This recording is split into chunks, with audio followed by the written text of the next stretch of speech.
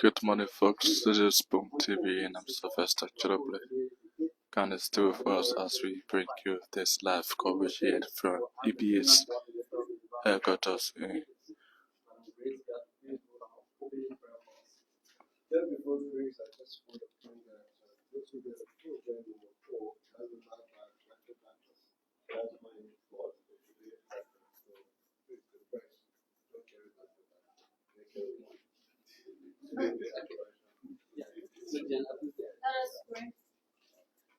Father, in the name of Jesus, we thank you this hour for bringing us together here to carry on our national duties. As we've come to sign a regulation for this country, we invite your presence to come and lead us through as we do the work of this nation. Thank you, Jesus. Thank you to Madam Dia. At this point, the focal point on the lead regulation and the focal point on the Stockholm Convention, Mr. Jericho will do welcoming remarks. Okay, good morning. Good morning. You are all welcome. We are environmentalists. I want to use an expression to say that I'm going to use two spoons to pick up where I withdraw that. I'm going to use 2 spoons to drive a word. I want to welcome you and then ask a focal point for the lead before I have a text. The next, I know that we are listening for the next 5 minutes. Distinguished ladies, gentlemen, colleagues, and stakeholders, it is with great honor and a profound sense of responsibility that I stand before you today as the focal point of the lead project in Liberia. We gather here on this important occasion to witness the pivotal movement in the commitment to sustainable public health and environmental safety. The signing of the lead regulation by Dr. Emmanuel Yapawolo, the Executive Director of the Environmental Protection Agency, and Dr. Chris Dubanyan, the Director General of the National Public Health Institute of Liberia.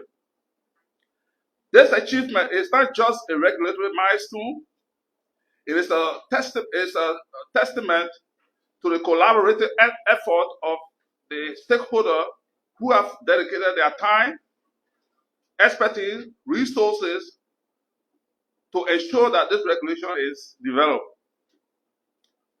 Together, we have worked tirelessly to ensure that our children and the future generation are protected from the harmful effect of lead paint.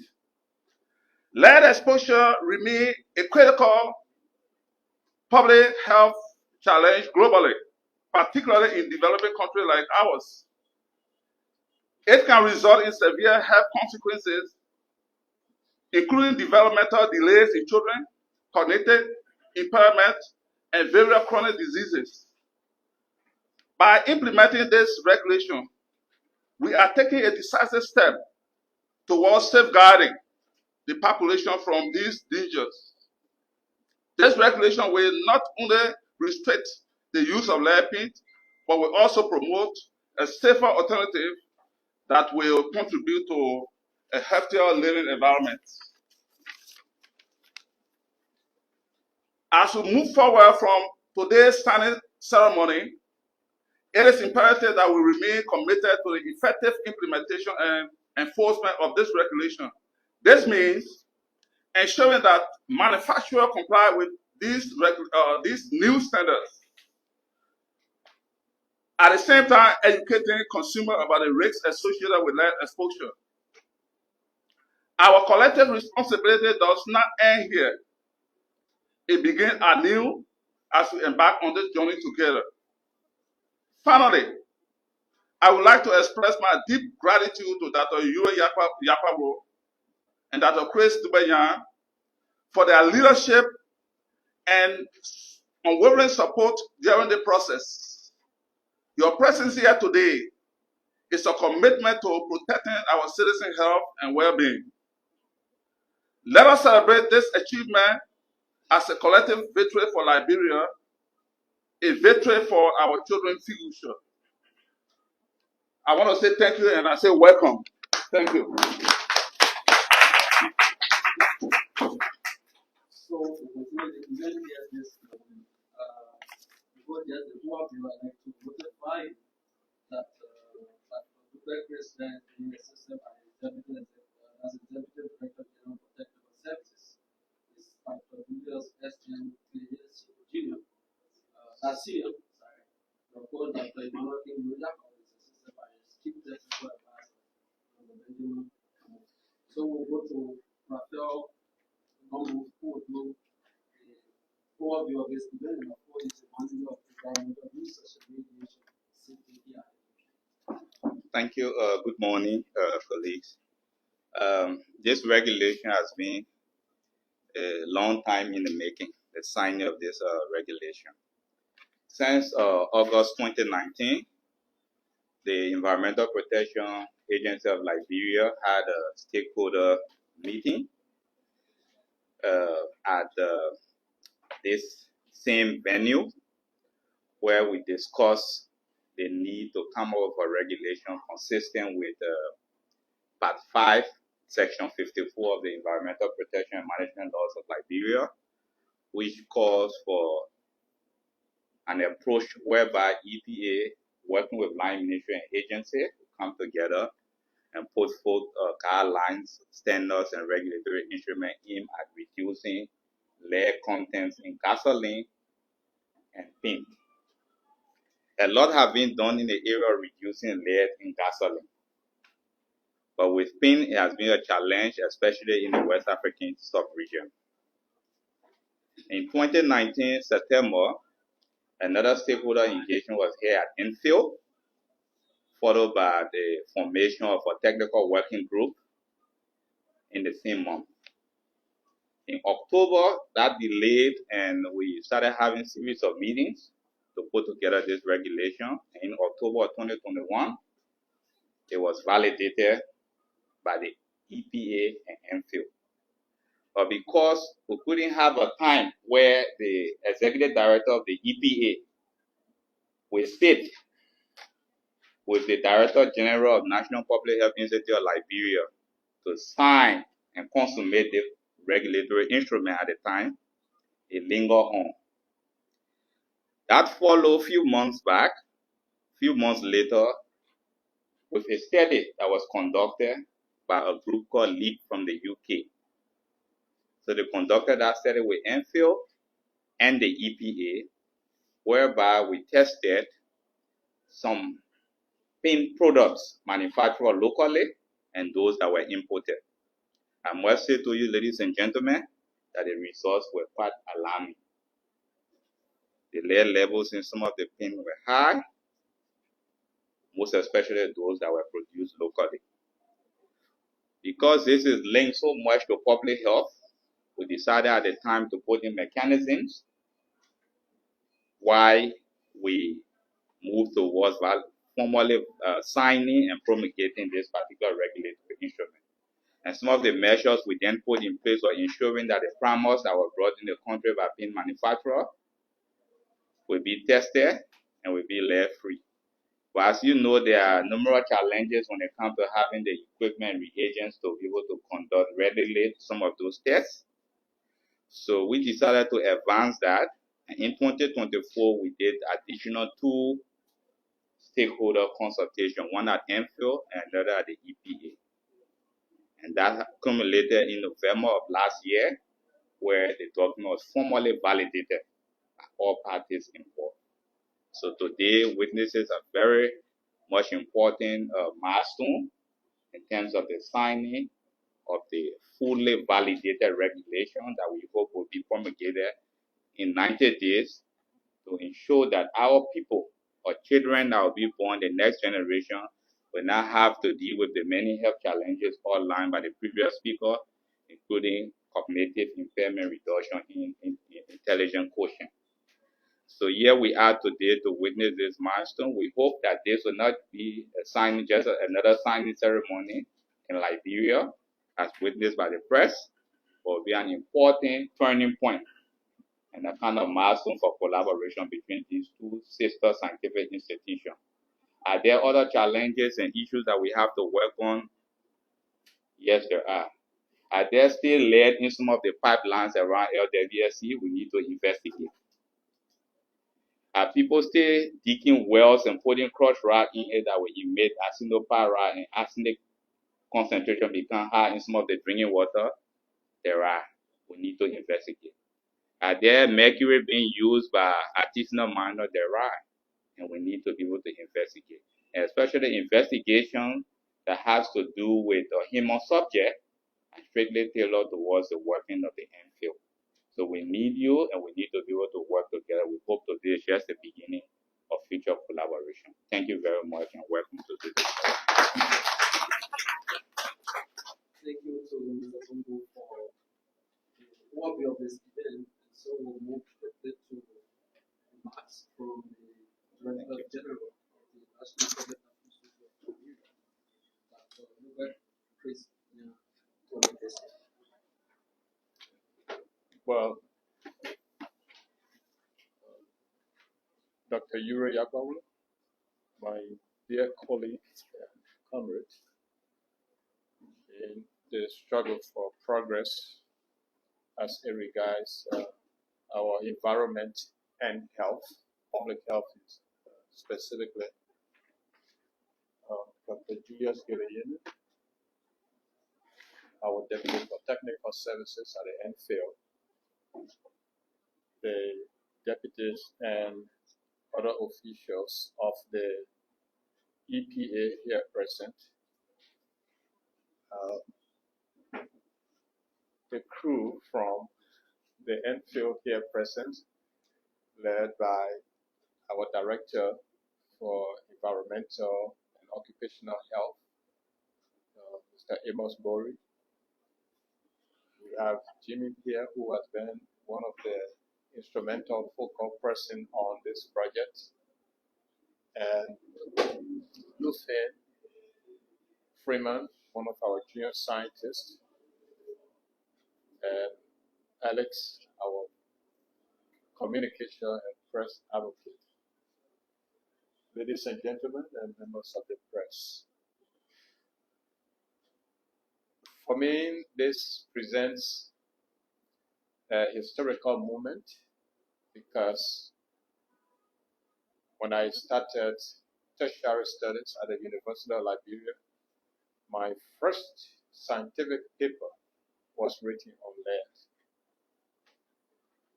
First scientific paper that we were tasked to choose topics was written on lead.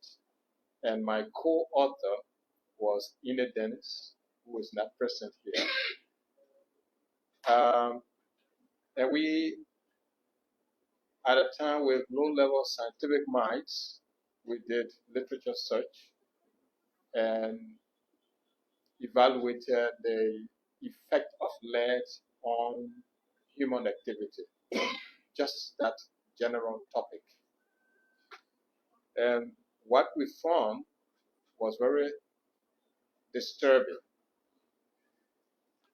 When we brought that back home in our own country, what we saw was very alarming.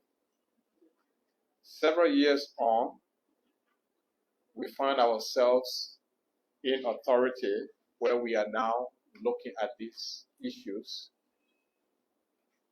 in a most deeper scientific context, doing actual laboratory research, experiments, investigations, in order to garner the requisite evidence that is scientifically grounded in order to inform government policies, not just for our country, but for the region and for global humanity. And so we want to thank all of the forces that went into the scientific research and all of the tests that were done that now inform this policy that we are going to sign. We'd like to thank all of the international partners that contributed to this process. Dr. Yuri and I came to these positions with very open mind, but very critical minds to ensure that our entities work together as the environment and health are interconnected. And not just working together, but ensuring that we address the very critical issues that affect the environment and have health and public health consequences. And so this is the beginning of the kind of collaborations that are needed in our country, that our entities don't stand alone, but instead work hand in hand because our activities are interlinked and they cut across individual entities. So the signing of this document will not only be a show, but we will like to ensure that the implementation aspect is also followed.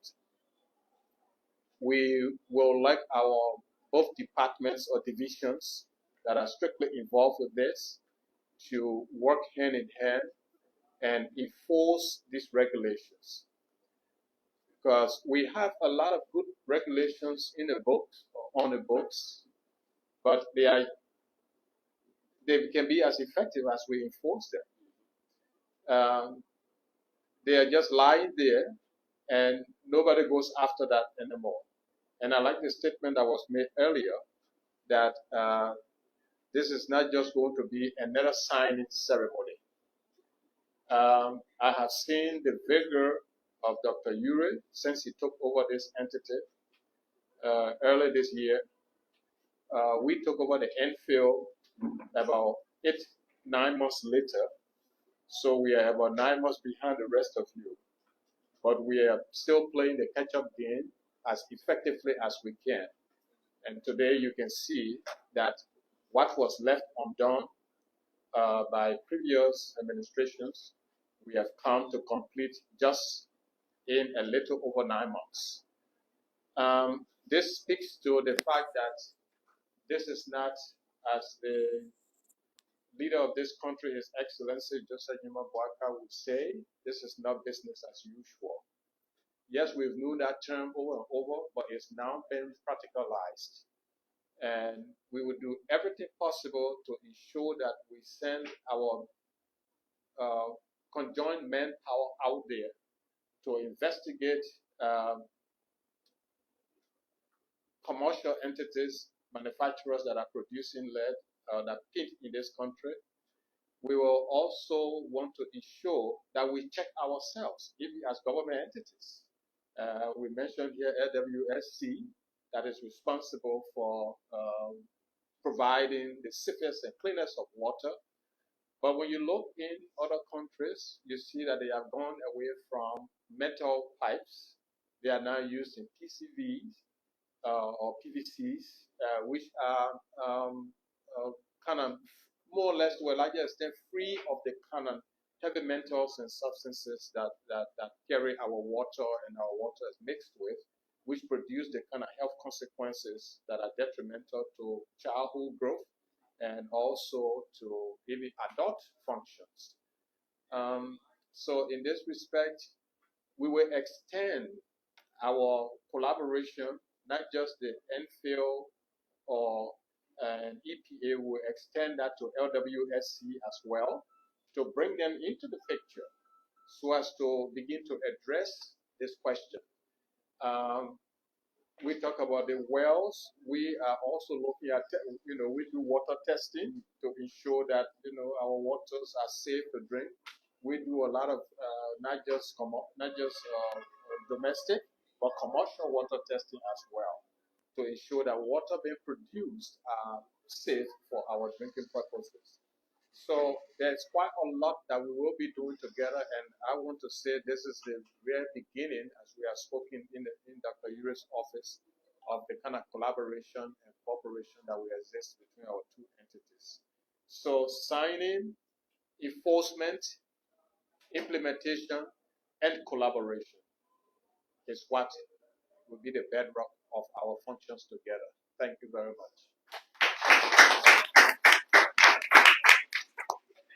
Thank you to the head of the National Public Health Institute of Liberia, and of course, we're now turn to Dr. Emmanuel King Yapawa, who is the Executive Director of the Environmental Protection Agency, for remarks. Let me just also say welcome to everyone. I have a short prepared speech that I will talk about. But I just want to say that this signing is in addition to several regulations that we developed in 2024. Policy development at the EPA start like Rafael outlined. The problem is identified. It brought to the attention of the EPA. The director will take it to the senior management. We say that this problem needs solution. A department responsible will take charge of that, and they will start to work on it.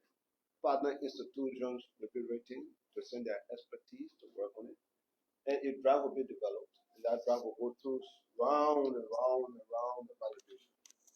At the end, a validation meeting is held, and after that, the executive director will present it to the EPA board of directors. The board will go through it and make sure it's okay, and then when the board okay, and then send it to the policy council. Policy council finally approve before. So this regulation has gone through all of those steps that I'm talking about. In addition to that, we have like air quality regulation coming up, water safety regulation, soil quality regulation, wetland regulation, radiation regulation, lead imping regulation, and many other that I can't name. So Dr.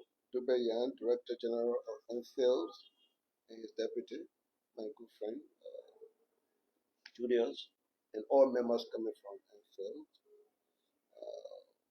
members of the EPA team here, the media, distinguished ladies and gentlemen. Let me extend my thanks and appreciation to our President, His Excellency, Joseph Yuma Boakai Sr., the Policy Council of the EPA, the Governing Board, my deputy who is now in the room here, Joy Boli, the senior management team, and all of our partners, including NPHIL, the lead exposure examination project, the LEAP, and other international partners, and quite frankly, the media, for their support to the work of the EPA during our time here. Today marks another important chapter in the history of the lives of citizens, ensuring clean and healthy environment as mandated by our both institutions' mandate. We have assembled here this morning to talk about a regulation on lead, a cumulative toxic element that poses serious risks to human health and development, with children being especially vulnerable. Since the phase out of leaded petrols, pink is one of the most widespread sources of exposure to lead, and consequently, lead poisoning. Lead compounds are added to oil-based decorative and industrial paint and other coatings to enhance color, reduce erosion on metal surfaces, or shorten drying time. Intact lead paint poses little risk of exposure. However, as it ages, the paint starts to decay, fragmenting into flakes and dust that contaminate the indoor and outdoor environment. Pink flakes and contaminated dust are readily swallowed by young children who typically play on the ground and frequently put their hands in their mouth. The removal of lead paint, for example, during home renovation or maintenance of painted structures such as playground equipment, can also result in the release of lead contaminated dust if it is not done in a safe manner. This is knowing there is no knowing level of lead exposure that is considered safe. Young children and pregnant women whose developing factors can be exposed are especially vulnerable to the adverse effect of lead.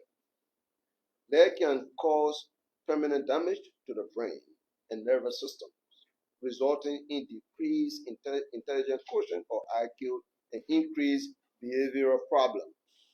It can also cause anemia, increase the risk of kidney damage and hypertension, and impair reproductive function.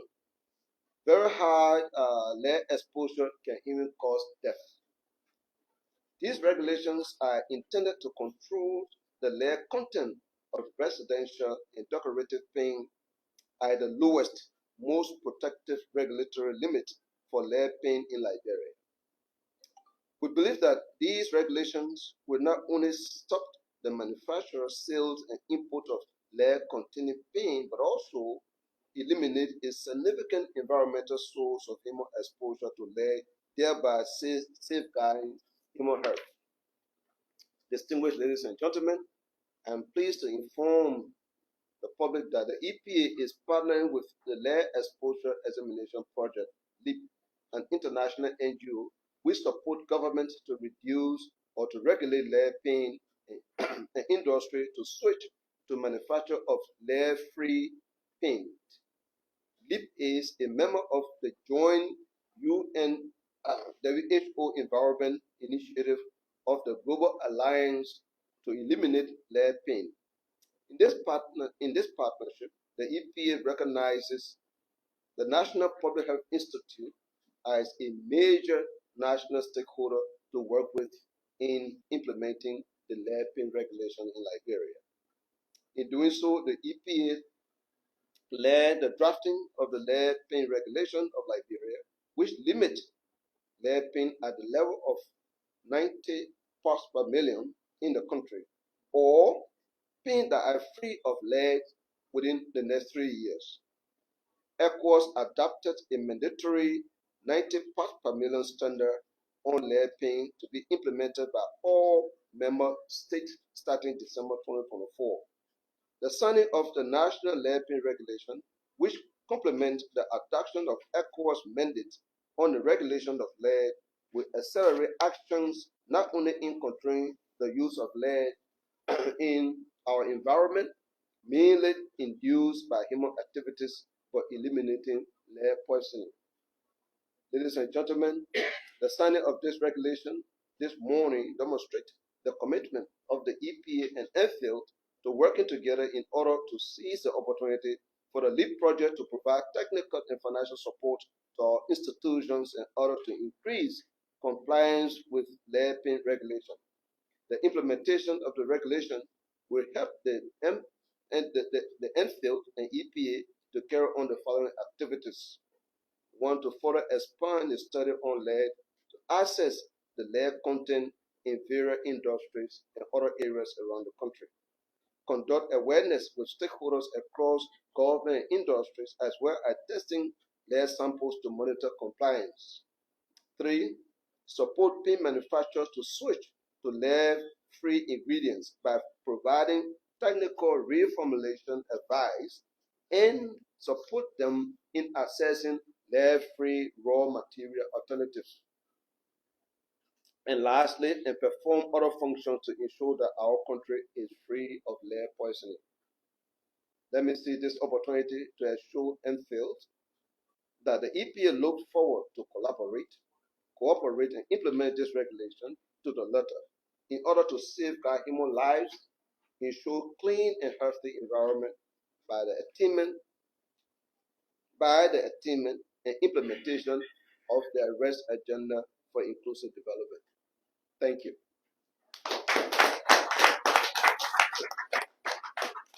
Thanks to Dr. Emmanuel King for that remarks. And so we'll move to the signing ceremony. Of course,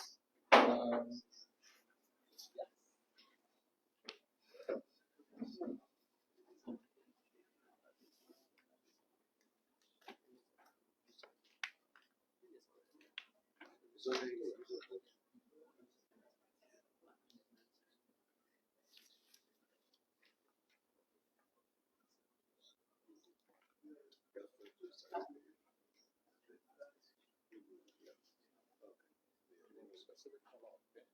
No, it doesn't. It doesn't matter. As long as it's not red.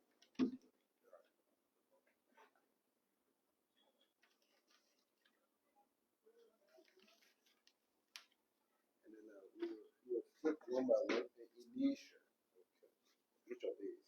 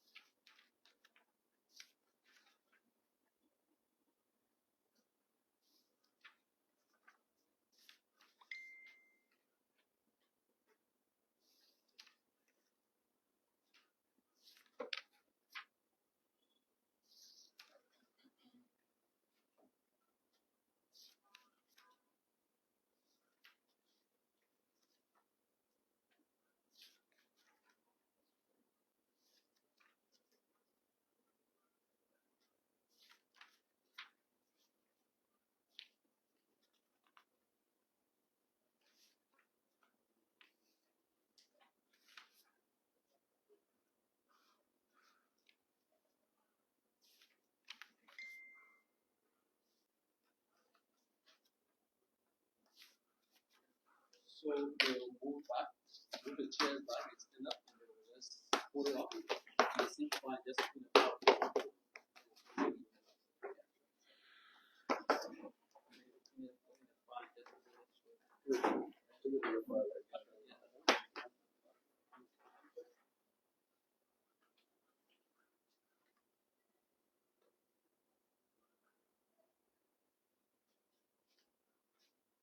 I don't know which camera person to pay attention to.